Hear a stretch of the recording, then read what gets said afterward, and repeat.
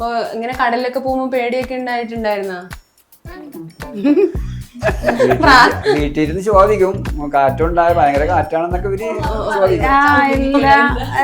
കാറ്റും മഴയൊക്കെ വരുമ്പോഴേ വള്ളത്തിലൊക്കെ പോയാലൊക്കെ വിഷമമൊക്കെ തോന്നാറുണ്ടായിരുന്നു? എവിടെയാണെന്നൊക്കെ വിളിച്ച് ചോദിക്കും. എന്റെ അപ്പനും ആങ്ങളെല്ലാരും ഈ ജോലിക്കാണ്, മത്സ്യത്തൊഴിലാളിയാണ്. കർത്താവിന്റെ വരവുണ്ടല്ലോ. അതേ വന്ന ദിവസം ഞാൻ പറയാം. വന്ന ദിവസം എന്ന് പറഞ്ഞാൽ 7-ാം മാസം വരെയും വരുന്നു. കാഹളപ്പെരുന്നാളിന്റെ അന്നാണ് കർത്താവ് വന്നത്.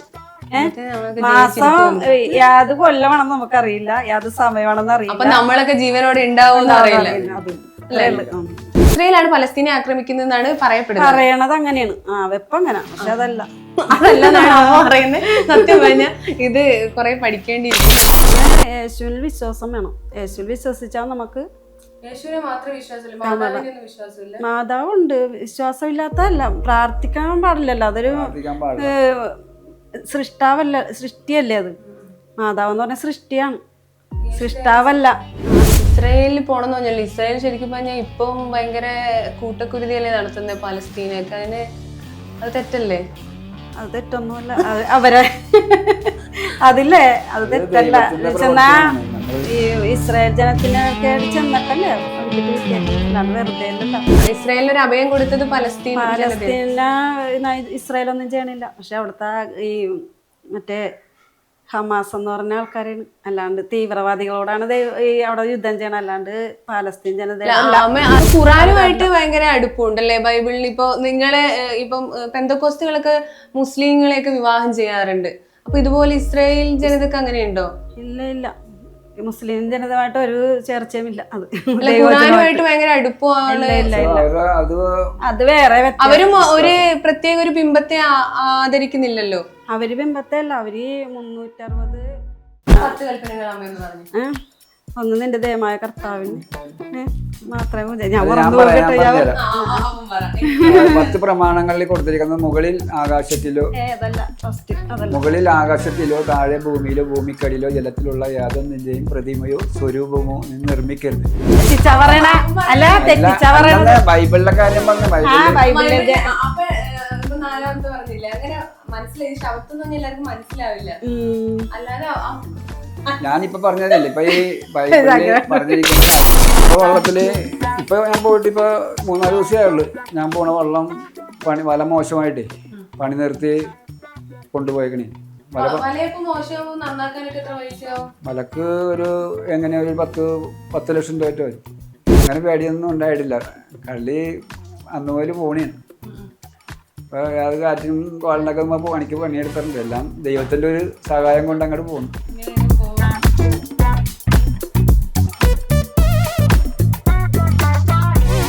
അപ്പോ നമ്മുടെ ആക്ട്രസ് സോന ഫിലിപ്പിന്റെ അമ്മയുടെ പേര് ടെൽമ. നല്ല വെറൈറ്റി നെയിം. അച്ഛന്റെ ഫിലിപ്പ്. അത് ഞാനത് ചോദിക്കും. സോന ഫിലിപ്പ് എന്ന് പറഞ്ഞപ്പോ തന്നെ. അപ്പോ അച്ഛൻ ശ്രാങ്ക അല്ലേ?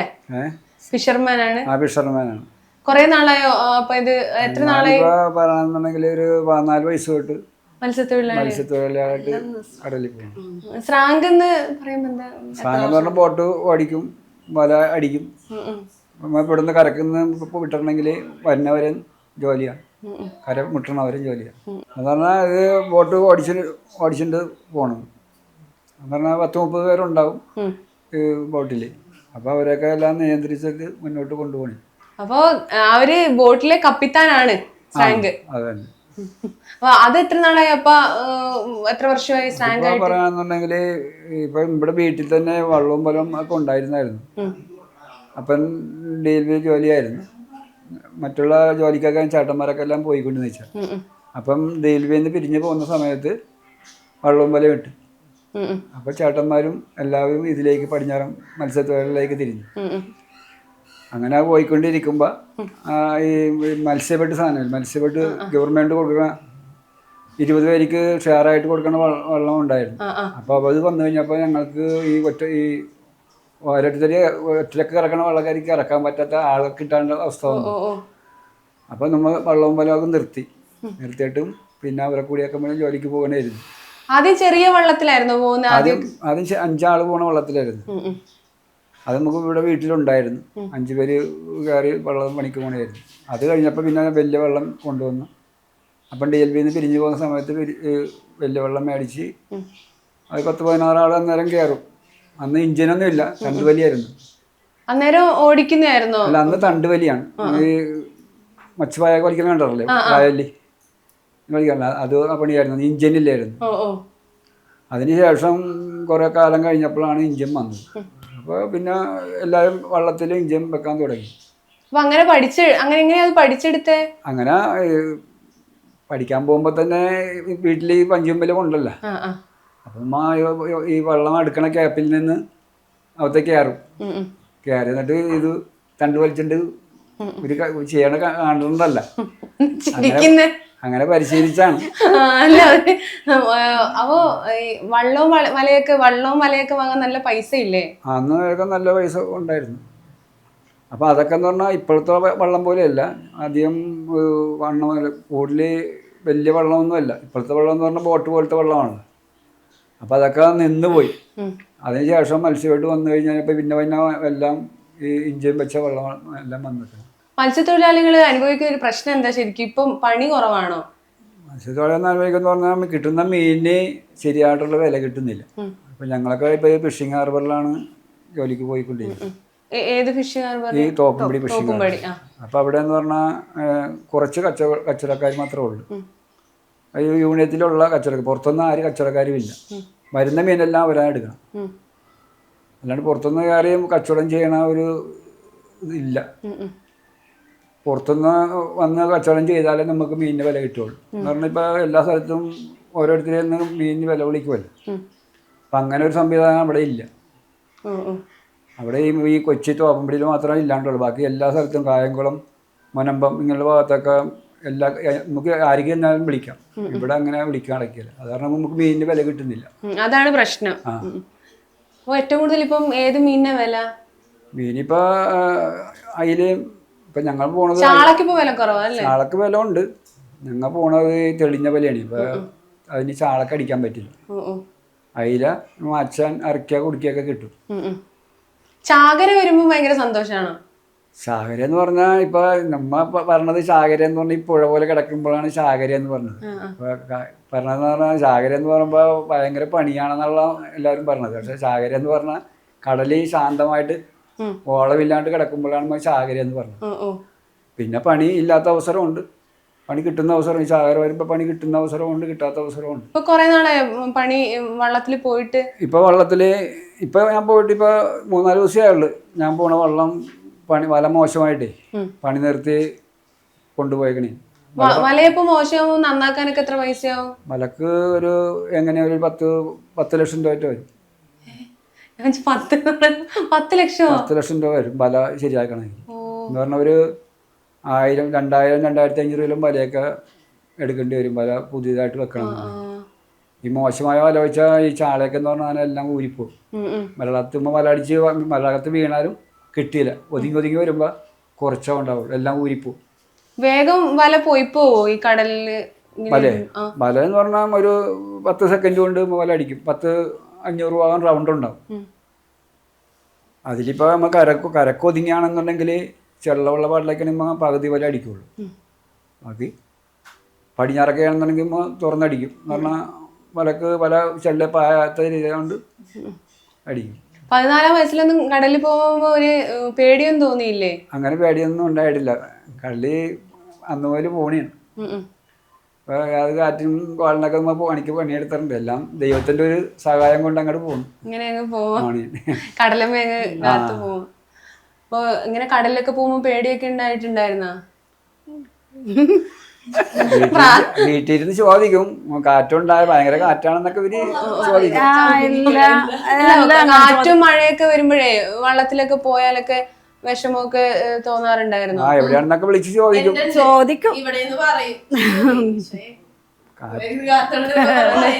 കാറ്റ് ഉള്ളപ്പോ അവര് വിളിക്കും, ബോട്ടിലേക്ക് വിളിക്കും. എന്റെ അപ്പനും ആങ്ങളെല്ലാരും ഈ ജോലിക്കാരാണ്, മത്സ്യത്തൊഴിലാളികളായിരുന്നു. അപ്പൊ അതുകൊണ്ട് കണ്ടൊരു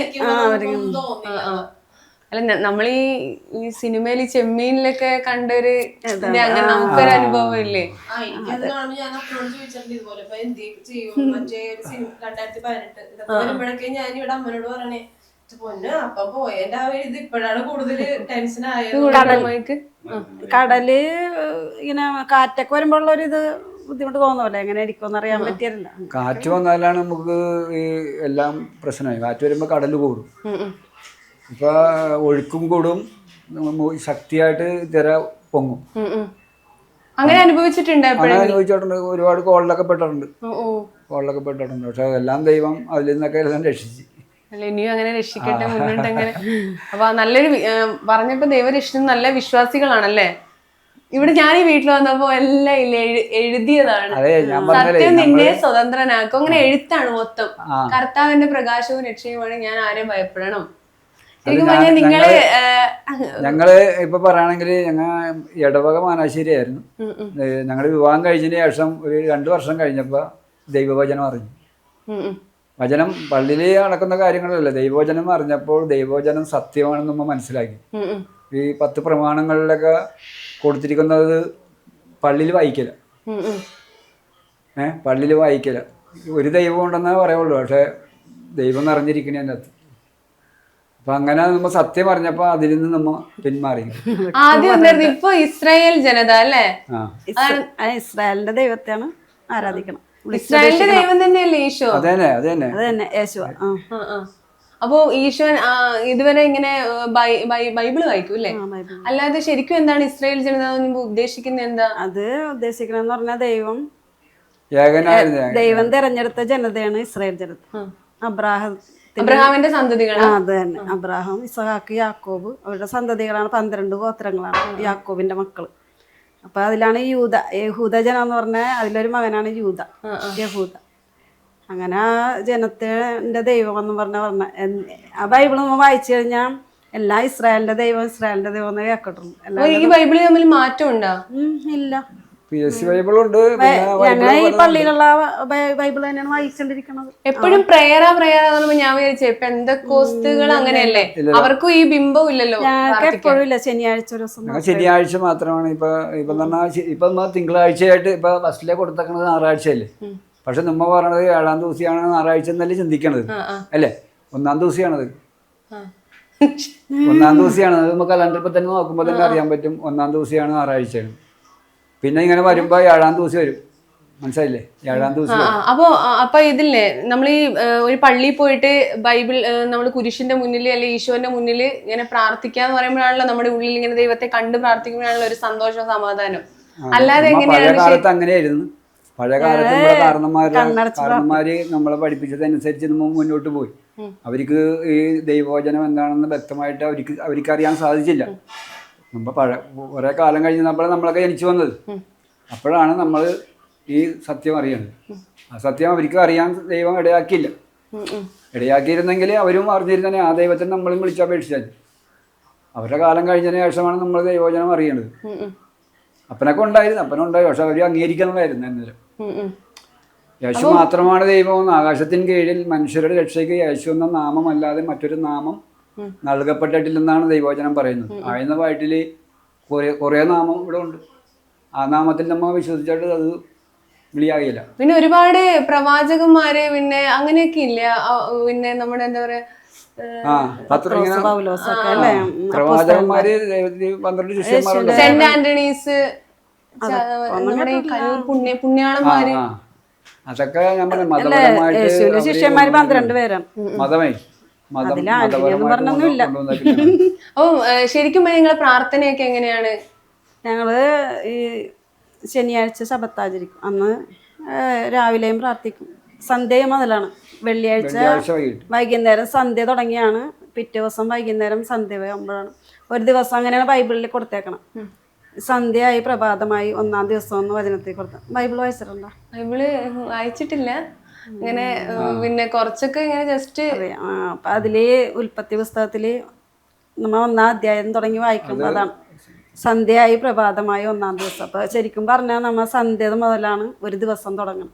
നമ്മ 12 മണിയല്ലേ പറയണത്, പക്ഷെ വചനത്തിലൂടെ ആണെങ്കിൽ സന്ധ്യ മുതലാണ് ഒരു ദിവസം തുടങ്ങണത്. അപ്പൊ ആദ്യം ഏത് വിഭാഗക്കാരായിരുന്നു ഇങ്ങനെ കത്തോലിക്ക കത്തോലിക്കയായിരുന്നു.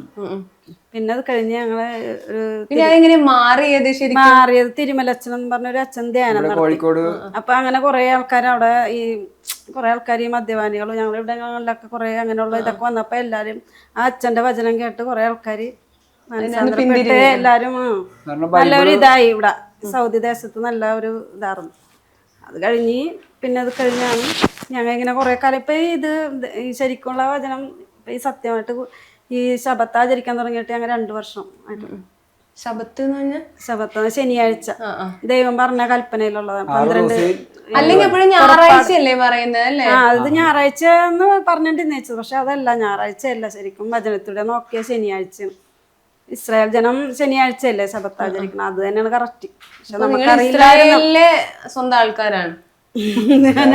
കണ്ടിട്ടില്ല ഞങ്ങളുടെ ഇസ്രായേലില് എങ്കിലും ആ ദൈവം ഞങ്ങൾ യഹൂദരല്ല. പക്ഷെ ദൈവം പറഞ്ഞല്ലേ യേശുവിലൂടെ നമുക്ക് ആട്ടലുമായ മനുഷ്യരാണ്. നാട്ടിലൂടെ ചേർത്തേക്കണേ. മധ്യസ്ഥന്റെ ആവശ്യമില്ല യേശുവിലേക്ക് എത്താൻ, ഒരു പുണ്യാളന്മാരുടെ ഒന്നും. അങ്ങനെയാണ് നിങ്ങൾ വിശ്വസിക്കുന്നത്. നമ്മൾ ദൈവത്തെ അറിഞ്ഞിട്ട് നമുക്ക് ഇന്ന് വരെ ഒരു കുറവും ഉണ്ടായിട്ടില്ല. ദൈവത്തെ അറിഞ്ഞതിന് ശേഷം അത് കുറവിന്റെ കാര്യമല്ല. ദൈവത്തെ അറിഞ്ഞതിന് ശേഷം അതിനു മുമ്പ് നമ്മൾ ഒരുപാട് ഭാരപ്പെട്ടിട്ടുണ്ട്. നമ്മുടെ മുന്നോട്ടുള്ള പോക്ക് എല്ലാം ദൈവമാണ് നമുക്ക് എല്ലാം നൽകിയിരിക്കുന്നത്. ദൈവത്തിന്റെ അനുഗ്രഹമാണ് നമ്മൾ ഇവിടം വരെ എത്തിയിരിക്കുന്നത്. അപ്പൊ കുരിശൊന്നും ഇടില്ല? ഇല്ല, കുരിശൊന്നും ഇല്ല. ഞാൻ ആദ്യമായിട്ടോ ഇങ്ങനെ കാണുന്നേ. ദൈവത്തിന്റെ 10 കൽപ്പന ദൈവം കൊടുത്തിട്ടുണ്ട്. പുറപ്പാട് 20. അതില് 10 കൽപ്പനകൾ അമ്മയെന്ന് പറഞ്ഞു. ഒന്ന് നിന്റെ ദൈവമായ കർത്താവിന് മാത്രമേ. അവൻ പറ. എനിക്ക് 10 പ്രമാണങ്ങളിൽ കൊടുത്തിരിക്കുന്നത് മുകളിൽ ആകാശത്തിലോ താഴെ ഭൂമിയിലോ ഭൂമിക്കടിയിലോ ജലത്തിലുള്ള യാതൊന്നിന്റെയും പ്രതിമയോ സ്വരൂപമോ നിർമ്മിക്കരുത്. അവയ്ക്ക് മുമ്പിൽ പ്രണമിക്കുകയോ അവയെ ആരാധിക്കുകയോ ചെയ്യരുതെന്ന് പറഞ്ഞില്ല. അത് ഒന്നാമത്തെ പ്രമാണമാണ്. ഒന്നാമത്തെ പ്രമാണമാണ്. അത് കൊടുത്തേക്കണം. രണ്ട് ദൈവത്തിന്റെ നാമം വൃഥാ ഉപയോഗിക്കരുത്. 3 കർത്താവിന്റെ ദിവസം പരിശുദ്ധമായി ആചരിക്കണം. 4 മാതാപിതാക്കന്മാരെ അനുസരിക്കണം. 4 സ്വത്താചരിക്കുക. ബൈബിളിലെ കാര്യം പറഞ്ഞ ബൈബിളില് അപ്പൊ ഇപ്പൊ 4ാമത്തെ പറഞ്ഞില്ലേ, അങ്ങനെ മനസ്സിലായി. ശബത്ത് എന്ന് പറഞ്ഞാൽ എല്ലാവർക്കും മനസ്സിലാവില്ല. അല്ലാതെ ഞാനിപ്പോ പറഞ്ഞതല്ലേ ഇപ്പൊ ഈ ബൈബിളില് പറഞ്ഞിരിക്കുന്ന കാര്യം. ഇപ്പൊ ഈ പറഞ്ഞല്ലേ 10 പ്രമാണങ്ങളിൽ 4ാമത്തെ പറഞ്ഞു. അടുത്ത ഒന്ന് പറ.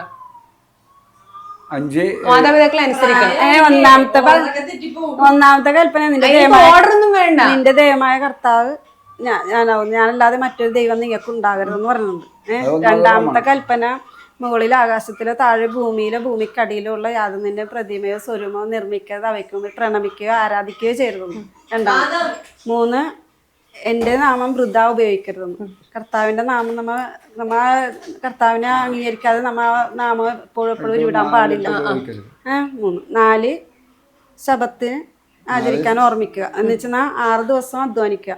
7ാം ദിവസം എൻ്റെ കർത്താവ് വിശ്രമിച്ച ദിവസമാണ്. ആ ദിവസം നിങ്ങൾ വിശ്രമിക്കണം. അന്ന് ഒരു വേലയും ചെയ്യരുത്.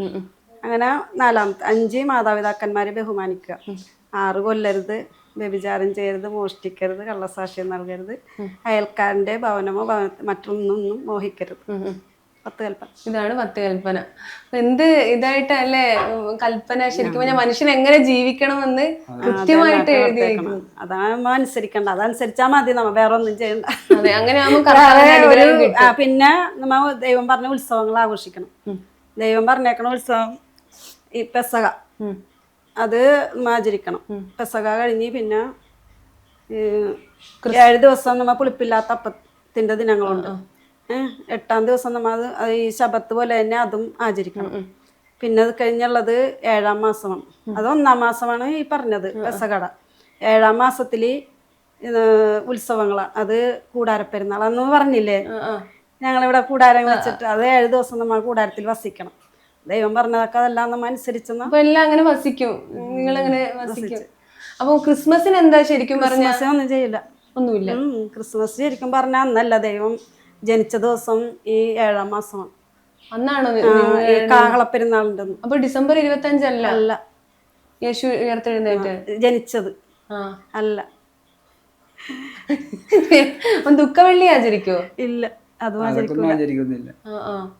അതിപ്പോ പള്ളികളിൽ ഇങ്ങനെ അപ്പൊ ഈശോ മരിച്ചിട്ടില്ലെന്ന് നിങ്ങൾ വിശ്വസിക്കുന്നത് അല്ലേ? മരിച്ചു ഉയർത്തെഴുന്നേറ്റ് ഉയർത്തെഴുന്നേറ്റാണ്, മരിച്ച് ഉയർത്തെഴുന്നേറ്റാണ്, ഇന്നും ജീവിക്കുന്ന ദൈവമാണ്. അപ്പം നമ്മൾ ഈ ഇസ്രായേൽ ജനത ഇവരൊക്കെ മരണപ്പെട്ട എങ്ങനെ അടക്കം ചെയ്യാ?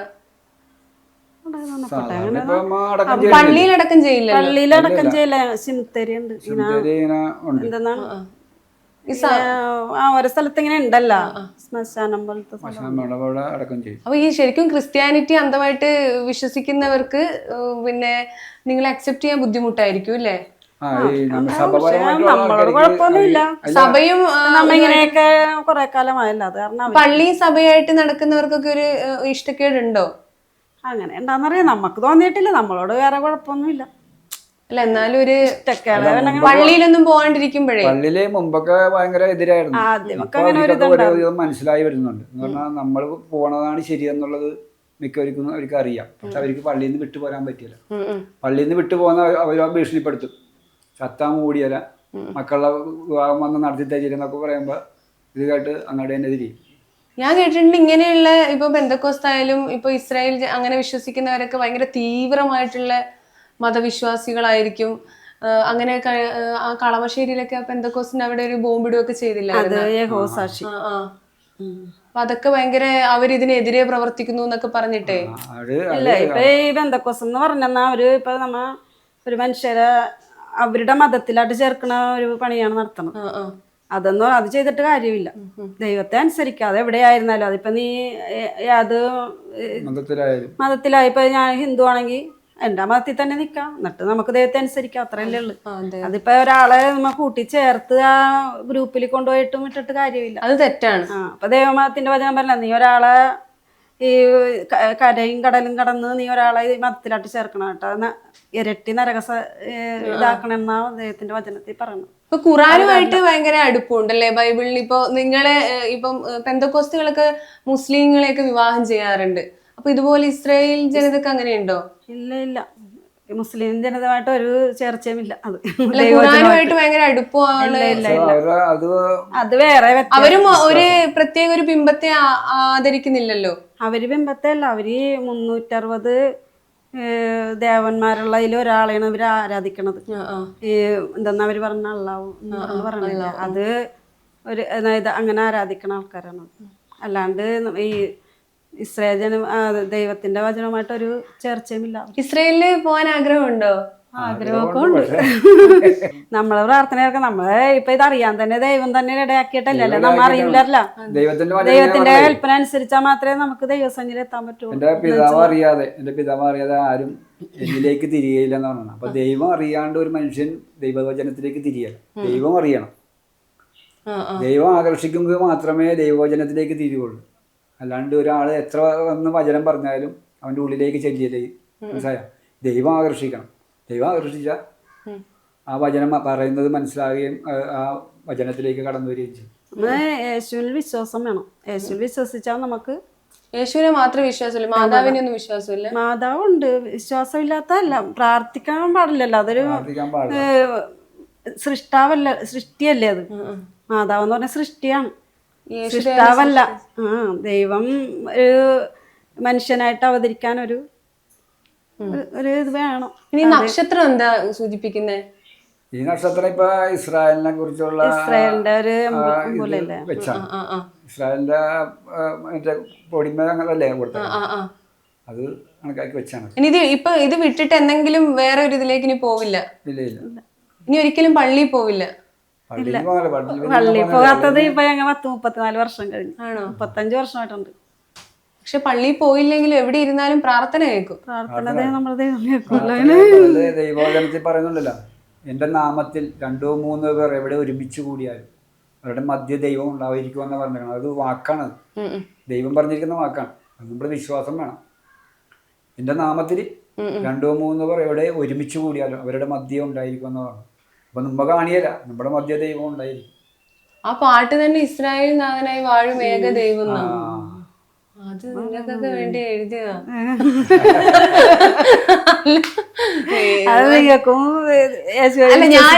ഞാൻ വിശ്വസിക്കുന്നുണ്ട്, ഞാൻ പള്ളി, പക്ഷെ എനിക്ക് കുരിശും പിന്നെ യേശുദേവന്റെ രൂപം വേണം പ്രാർത്ഥിക്കാൻ, അല്ലാതെ പ്രാർത്ഥിച്ച പ്രാർത്ഥന കേൾക്കുമെന്നുള്ള അങ്ങനത്തെ മനസ്സില് നമ്മള് നമ്മുടെ ഭവനത്തിൽ നിന്ന് നമ്മ അങ്ങനെയല്ലേ ഈ പറയുകയാണെങ്കിൽ ഇവിടെ ഈ സഭ ഭയങ്കരമായിട്ട് വർണ്ണിക്കും. പക്ഷെ ദൈവവചനത്തിൽ അത് പാവമാണ് ചെയ്യണത്, പാവമാണ് ചെയ്യാൻ പറഞ്ഞേക്കണല്ലേ ഏറ്റവും വലിയ പാവമാണ് ഈ രണ്ടാമത്തെ കൽപ്പന വിഗ്രഹാരാധന. ശരിക്കും വിഗ്രഹാരാധന പറയുമ്പോൾ ഹിന്ദുസിന്റെയാണ് നമ്മൾ ഉദ്ദേശിക്കുന്നത്, പക്ഷെ ഇതും ഒരു വിഗ്രഹാരാധന. അത് അവര് അങ്ങനെ പറയുന്നതാണ്, അവരുടെ തന്നെ അല്ല എല്ലാവരുടെയും. ഇത് ഇപ്പൊ ഞങ്ങളും അതുപോലെ പോകുന്ന ആൾക്കാരല്ലേ. അതെ. അപ്പൊ ഇസ്രായേൽ ജനതയിലേക്ക് ആൾക്കാരെ അട്രാക്ട് ചെയ്യുന്നു നിങ്ങൾ ശ്രമിക്കാറില്ല, ആരെയും കൊണ്ടുവരാനൊന്നും? എവിടെ ഇല്ല. നിങ്ങൾ ഇതിലേക്ക് വാന്നൊക്കെ പറഞ്ഞ അങ്ങനെ അത് ഓരോരുത്തരും ഇഷ്ടമല്ല, നമ്മ ആരെയും നിർബന്ധിക്കാറില്ല. നമ്മളിപ്പോ ഇങ്ങനെയാണെന്ന് അറിഞ്ഞിട്ടുണ്ട് ആൾക്കാര്, ഇങ്ങനെ വചനമൊക്കെ അനുസരിച്ച്. പക്ഷെ നമ്മ ആരെയും നമ്മ ചേർക്കണ്ടാറില്ല, ദൈവമാണ്. അതെ. സൗദിയിൽ കുറെ പേരുണ്ടോ ഇസ്രായേലി? നിങ്ങളേ ഉള്ളൂ? നിങ്ങളൊരു വെറൈറ്റി ആണ്. ഇസ്രായേലെന്ന് പറയല്ലോ, യഹൂദന്മാരല്ല. അപ്പൊ എന്താ ശരിക്കും പറയണ്ടേ ഇസ്രായേലി ജനത? ഇസ്രായേലിന്റെ ദൈവത്തെയാണ് ഞങ്ങൾ വിളിച്ചത്. ഇസ്രായേലിന്റെ ദൈവത്തെ ആദരിക്കുന്ന ജനത, അതാണ് പറഞ്ഞ കുഴപ്പമില്ല. ഇസ്രായേൽ ജനം തന്നെയാണ് ഇസ്രായേൽ ജനത. ശരിയാണ്. ആൾക്കാരൊരു നമ്മ ആ ഇസ്രായേൽ ജനത്തിന്റെ കൂടെ ഒട്ടിച്ചേർന്നിരിക്കുമ്പോ അത് തന്നെ നമുക്ക് ഇസ്രായേൽ ജനം ഒരുപാടുണ്ടോ? പിന്നെ നമ്മുടെ ഉണ്ട്, എറണാകുളത്തൊക്കെ ഉണ്ട്. എന്താണെന്ന് ഞങ്ങൾ വീഡിയോ കാണുമ്പോ അവരിങ്ങനെ കുറെ പേരുണ്ട്. പിന്നെ യൂട്യൂബില് കുറെ പേര് ഇതുപോലെ ഇടണുണ്ട്. ഇതുപോലെ ഈ കൂടാരപ്പെരുന്നാൾ ആഘോഷിച്ച ആൾക്കാരൊക്കെ ഉണ്ട്. ഞങ്ങൾ ക്രിസ്മസ് ഒക്കെ ആഘോഷിക്കാത്തത് അതിനാണ് കൂടാരത്തിൽ നിക്കും. 7 ദിവസം ഇല്ല. അവര് നമ്മ ഇങ്ങനെ വെറുതെ ഇങ്ങനെ കെട്ടിക്കൊണ്ടില്ലേ, കൂടാരം ഇങ്ങനെ കെട്ടണമെന്ന് അറിയില്ലേ, അതേപോലെ ചെറിയൊരു കൂടാരം. അതെന്താന്നറിയാം, ഇസ്രായേൽ ജനത്തെ ഈ ഈജിപ്തിന്റെ അടിമത്തത്തിൽ നിന്ന് അവരെ മോചിപ്പിച്ചില്ലേ, അപ്പൊ മോചിപ്പിച്ച് കൊണ്ടുവന്നപ്പോ അവര് കൂടാരങ്ങളിലാണ് വസിച്ചത്. അപ്പൊ അത് കാരണം ദൈവം മോശയോട് പറഞ്ഞതാണ്, നിങ്ങൾ അത് കാരണം ഇത് എല്ലാ വർഷവും 7-ാം മാസം ഈ ഇങ്ങനെ നിങ്ങൾ കൂടാരപ്പെരുന്നാള് നിങ്ങൾ ആചരിക്കണമെന്ന് പറഞ്ഞേക്കണം. ഇസ്രായേലിൽ പോണെന്ന് പറഞ്ഞാൽ ഇസ്രായേൽ ശരിക്കും പറഞ്ഞാൽ ഇപ്പം ഭയങ്കര കൂട്ടക്കുരുതിയല്ലേ നടത്തുന്നത് പലസ്തീനൊക്കെ. അത് തെറ്റല്ലേ? അത് തെറ്റൊന്നുമല്ല, അവരെ അതില്ലേ, അത് തെറ്റല്ല. ചെന്നാ ഈ ഇസ്രായേൽ ജനത്തിനൊക്കെ ചെന്നിട്ടല്ലേ അവർക്കിട്ട് കിട്ടിയേക്കണം, അല്ലാണ്ട് വെറുതെ അല്ലല്ലോ. പലസ്തീൻ ഒരു അഭയം കൊടുത്തത് അല്ല, ഇസ്രായേലിന് ഒരു അഭയം കൊടുത്തത് പാലസ്തീന ഇസ്രായേലൊന്നും ചെയ്യണില്ല. പക്ഷെ അവിടുത്തെ ഈ മറ്റേ ഹമാസ് എന്ന് പറഞ്ഞ ആൾക്കാരാണ്, അല്ലാണ്ട് തീവ്രവാദികളോടാണ് ഈ അവിടെ യുദ്ധം ചെയ്യണം, അല്ലാണ്ട് പാലസ്തീൻ ജനത. അമ്മ വിശ്വാസമൊക്കെ മാറ്റി വെച്ചിട്ടേ ശരിക്കും പറഞ്ഞാൽ കുഞ്ഞു കുട്ടികളൊക്കെ കരയുന്നതും മരിക്കുന്നതും ഭക്ഷണം കിട്ടാത്തൊക്കെ അതൊക്കെ വെറുതെ ഇടണേണ്, അങ്ങനെ ഒന്നും ചെയ്യണില്ല. അത് കൂടുതലും ഇവിടെയുള്ള ഈ മാധ്യമങ്ങളൊക്കെ ഇതില് വരുന്നുണ്ട്. അത് ശരിക്കും പറഞ്ഞാ ഇസ്രായേൽ ജനം അങ്ങനെ ആരോടും അനുകമ്പ കാണിക്കാതിരിക്കല. ഇപ്പൊ ഈ ഇസ്രായേലിൽ തന്നെ പക്ഷെ ജൂതന്മാര് എന്താ പറയാ, ജൂതന്മാര് അത്ര വലിയ നല്ലവരാണെന്ന് നമുക്ക് പറയാൻ പറ്റുമോ? ആണ്, നല്ലവര് തന്നെ. ജൂതന്മാരെയാണ് പീഡിപ്പിച്ചേക്കണം കാലം അത്രയും. പലസ്തീൻ ചിരിക്കുന്ന ഒരു ദിവസം ലോകം അവസാനിക്കുന്ന പറയുന്നത്, അതിൽ നമുക്ക് എന്താ പറയാനുള്ളത്? പലസ്തീൻ ചിരിക്കും അല്ല, അവരിപ്പൊ ഭയങ്കര വിഷമത്തിലാണല്ലോ. അവരെന്ന് പറഞ്ഞാൽ ദൈവം പറഞ്ഞിട്ടുണ്ടല്ലോ, അതില് ഒരു ഭാഗം മാത്രമേ ബാക്കി ഉണ്ടാവുള്ളൂ, ബാക്കി എല്ലാ ജനവും നശിക്കും.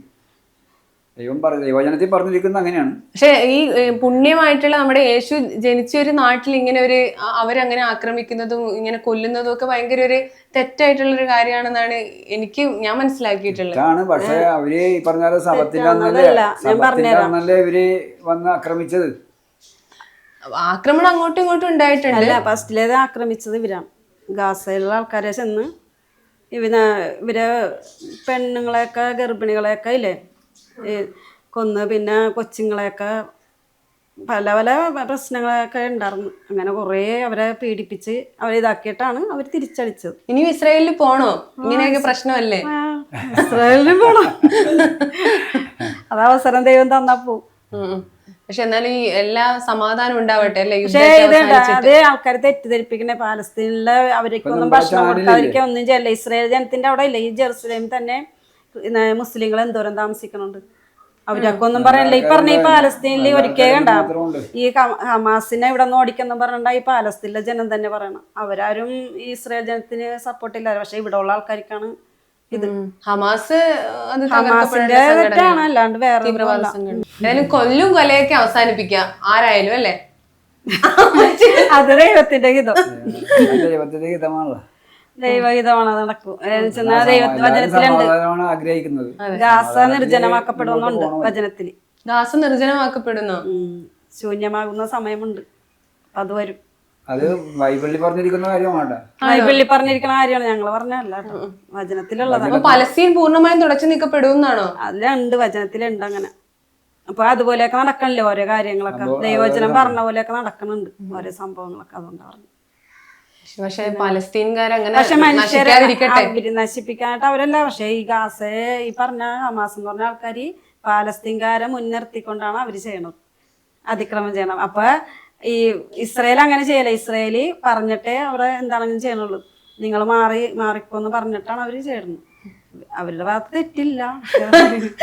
നമ്മളീ ആൾക്കാർ ഇസ്രായേലില്ല അതറിയാൻ പറ്റില്ലാത്തോണ്ടാണ് നിങ്ങൾക്കൊക്കെ. അതുകൊണ്ടാ പറഞ്ഞത് നമ്മൾ ദൈവവചനം വായിക്കണോണ്ട് പറഞ്ഞ. അതുപോലെ അതിൽ ഈ യുദ്ധമൊക്കെ അതിൽ എഴുതിയിട്ടുണ്ടോ? എഴുതിയിട്ടുണ്ട്. അതുകൊണ്ടാ പറഞ്ഞത്.